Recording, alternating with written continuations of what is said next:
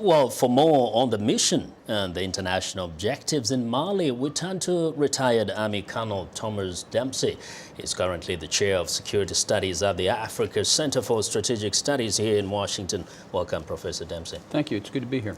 Now, in December, just a month ago, General Caterham, head of the Africa Command, in fact said that the Al-Qaeda Islamic Maghreb is an increasing danger, not only in that region, but it's a danger to both Europe and even the United States if left unchecked.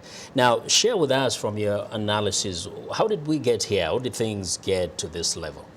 Well, I think it's important to remember that this began almost a year ago with the collapse of Malian forces in the north almost simultaneously with a coup perpetrated by junior officers and NCOs in Bamako that overthrew the legitimate democratic government of Mali.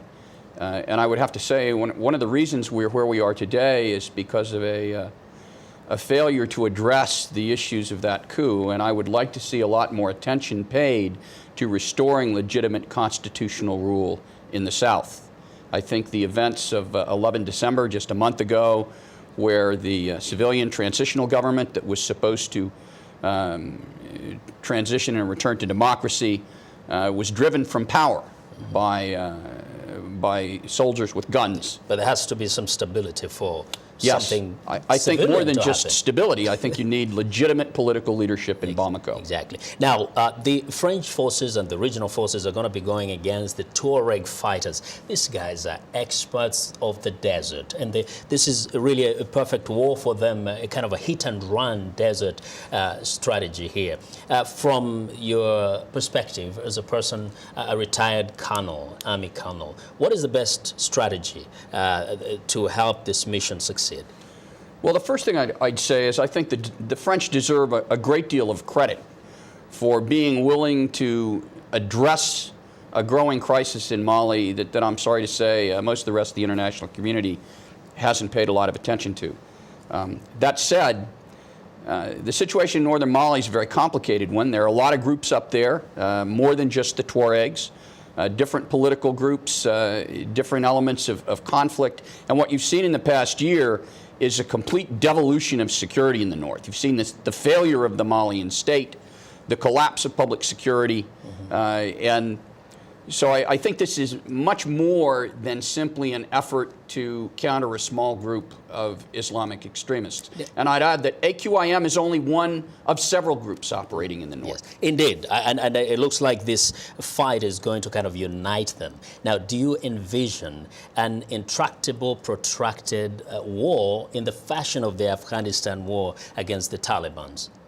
I think there is a significant risk if we're not very careful about how military is applied and against whom and for what end state. I think there is a significant risk that military intervention could actually make the conflict worse. Now, very briefly, Leon Panetta, the Defense Secretary, said the U.S. is going to support the French troops, but is not going to send troops to Mali. If indeed this is a danger even to the U.S., why not send troops? From what you're well, hearing? First let me emphasize that I'm offering my own opinions here, and I'm not a spokesman for the U.S. government. I know that it has made a commitment to support the French efforts. I think that the stabilization in northern Mali, assuming you can address the political problems in the south, is likely to be far more difficult and require a far larger level of effort than is generally recognized at this point. I would point out that in similar conflicts in Liberia and Sierra Leone, and real parallels with Sierra Leone in 1998, it took a combat force of well over 8,000 to initially eject the rebels from power, and then it took a 17,000 man stabilization force to return stability to those two countries in both cases. Liberia and Sierra Leone are much smaller than the area of northern Mali, which is itself larger than most European countries. It's much more austere in northern Mali. Infrastructure is much more limited. So I think this is going to require a much larger effort than I think is currently being contemplated. Wow, big task there. Yes. Thank you very much for joining us. Well, once again, that's Colonel Dempsey, who is at the Africa Center for Strategic Studies here in Washington.